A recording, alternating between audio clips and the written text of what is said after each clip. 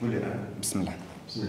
Alors, on a dit vous êtes confiné chez vous, c'est-à-dire vous restez chez vous parce qu'il y a le corona. Alors, vous êtes, c'est le verbe être au présent, il est conjugué avec vous, c'est-à-dire la deuxième personne du pluriel. Pour qu'on mette cette phrase à l'impératif présent, on va dire soyez confinés chez vous. Soyez confinés chez vous. Et le verbe être à l'impératif présent, comme on l'a dit, on l'a fait sortir du le subjonctif présent. Alors, qu'est-ce qu'on dit au subjonctif présent? Le être, on dit il faut que je sois, il faut que tu sois, il faut qu'il soit, il faut que nous soyons, il faut que vous soyez, il faut qu'il soit. Donc, on a tiré l'auxiliaire être et avoir du subjonctif présent. Alors maintenant, on va voir une autre phrase où il y a un verbe du premier groupe. Alors, on va dire vous.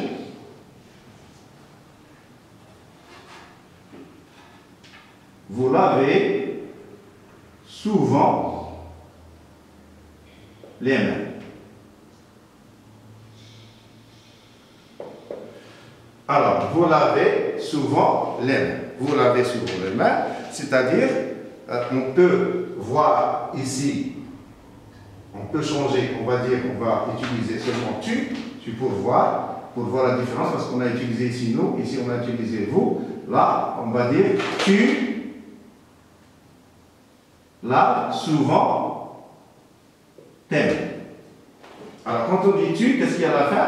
Il y a S. Pourquoi? Parce que le verbe laver, c'est un verbe du premier groupe. Avec tout, tu, on a dit toujours qu'il faut mettre S à la fin. Mais il faut faire attention, quand on va mettre les verbes du premier groupe, tous les verbes du premier groupe, quand on va les mettre à l'impératif présent, avec la deuxième personne du singulier, le S va disparaître. Qu'est-ce qu'on va dire? On va dire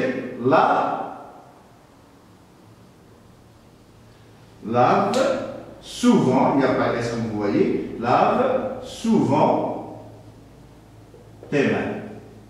Parce qu'il y a le corona, il faut laver les mains pour faire disparaître le micro. Alors lave, donc vous voyez, il n'y a pas S. Quand on a dit tu laves, on a mis S. Mais avec la deuxième personne du singulier, tous les verbes, j'insiste sur ça, tous les verbes avec la deuxième personne du singulier à l'impératif présent, le S va disparaître. Le S va disparaître. Bon, maintenant on va voir un verbe du deuxième groupe. Vous. Alors vous ne, à la forme négative, vous ne salissez pas vos habits.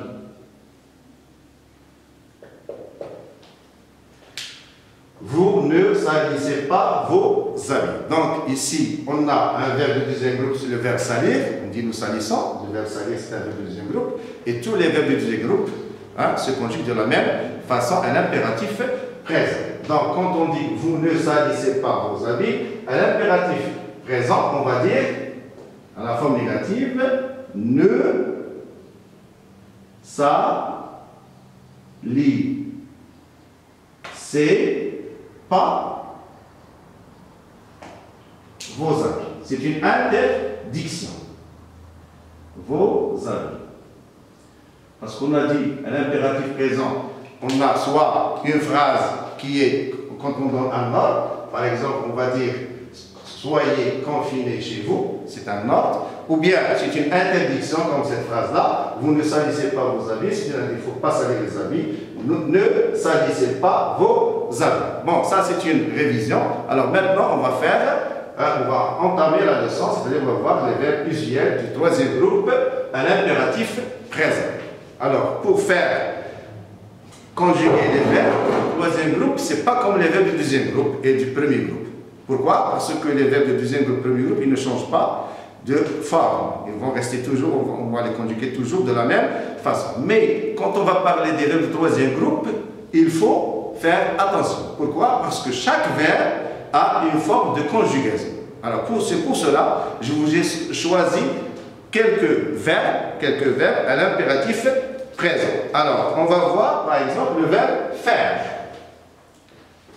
Alors, comme on écrit toujours sur la marge le verbe à l'infinitif, le verbe faire au présent. On dit je fais, tu fais, il fait, nous faisons, vous faites, ils font. Alors l'impératif présent, on va les conjuguer seulement avec les trois personnes. Deuxième personne du singulier, c'est-à-dire avec tu, mais on ne va pas mettre tu. Première et deuxième personne du pluriel. Alors qu'est-ce qu'on va dire par exemple? Fais, F-A-I-S, fais tes devoirs, par exemple. On peut mettre point ou bien point d'exclamation. Donc, comme vous voyez ici le verbe faire, il y a A-I-S. Fais tes devoirs. Première personne du pluriel, on va dire faisons. Donc, ça s'écrit avec AI, mais on dit feu. Faisons, parce qu'on dit nous faisons. Faisons, mais vous voyez, il n'y a pas le pronom personnel. Faisons nos devoirs. Nos devoirs. Et à la deuxième personne du pluriel, on dit faites. Il faut faire attention. Nous faisons, vous faites, on dit faites vos devoirs. Faites vos devoirs. Donc ça, en ce qui concerne le verbe faire. Alors je répète, fais tes devoirs. Faisons nos devoirs. Faites vos devoirs. Donc, comme vous voyez, la terminaison ici, il y a S. Ici, c'est O-N-S. C'est comme le présent parce qu'on fait sortir le verbe faire à l'impératif présent du présent de l'indicatif. Je fais, tu fais, il fait, nous faisons, vous faites, ils font. Donc on dit fait, faisons, faites. On va voir le verbe après le verbe dire. Dire. Dire. Aussi c'est un verbe de troisième groupe. La même chose, le verbe dire, on le fait sortir du présent. On le fait sortir de présent. Comme on a vu l'auxiliaire être et avoir, on l'a fait sortir du subjonctif présent. Mais ces verbes-là, on les fait sortir du présent. Alors, dire, on dit dit. Qu'est-ce qu'il y a à la fin? I-S. Dis, parce que je dis, tu dis. Il y a le S. Dis la vérité. Dis la vérité. La vérité. Disons. Avec nous, on dit disons la vérité. La vérité. La vérité. Et avec vous, on va dire dites. Pourquoi j'ai choisi ces deux verbes? Parce que il y a un problème dans la conjugaison avec vous. On dit dites, on ne dit pas disez.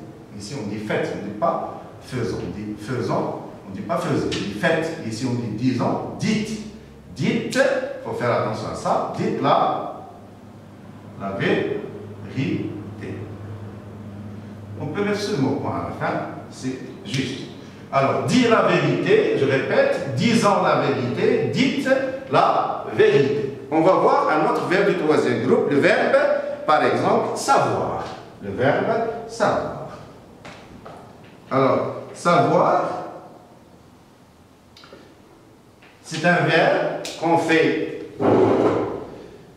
sortir sa conjugaison aussi comme l'auxiliaire être et avoir, c'est-à-dire à partir du subjonctif présent. On ne peut pas sortir à partir du présent, parce que le verbe savoir, on dit je sais, au présent, tu sais, il sait, nous savons, vous savez, ils savent. Mais ici, on va dire, il faut que je sache, il faut que tu saches, il faut que nous sachions, il faut que vous sachiez, il faut qu'il sache. Donc, savoir, on dit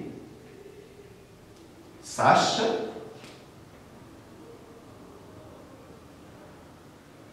sache, sachons, sachez. Alors, sache, qu'est-ce qu'il y a à faire? E. Sachons, sachez. On peut mettre une phrase, par exemple, on peut dire « Sache que »,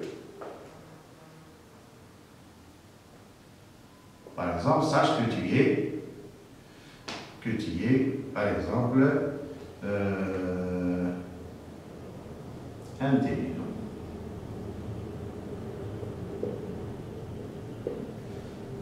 Sachant que nous sommes intelligents. Que nous sommes intelligents. C'est un adjectif qualificatif qui s'accorde. Et sachez que vous êtes intelligent.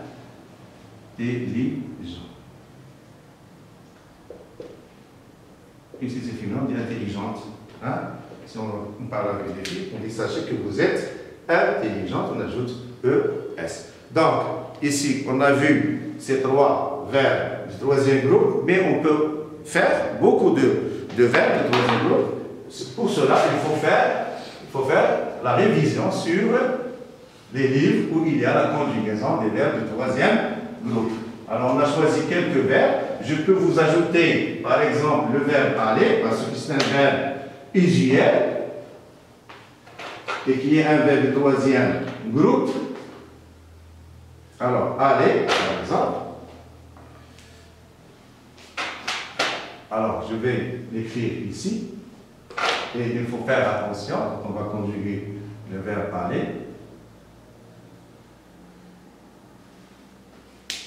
Subjonctif présent, on dit, au présent, on dit je vais, tu vas, il va, nous allons, vous allez, ils vont. Alors, avec la deuxième personne du singulier, on dit va. Va. C'est-à-dire, on voit la phrase, va. Allons.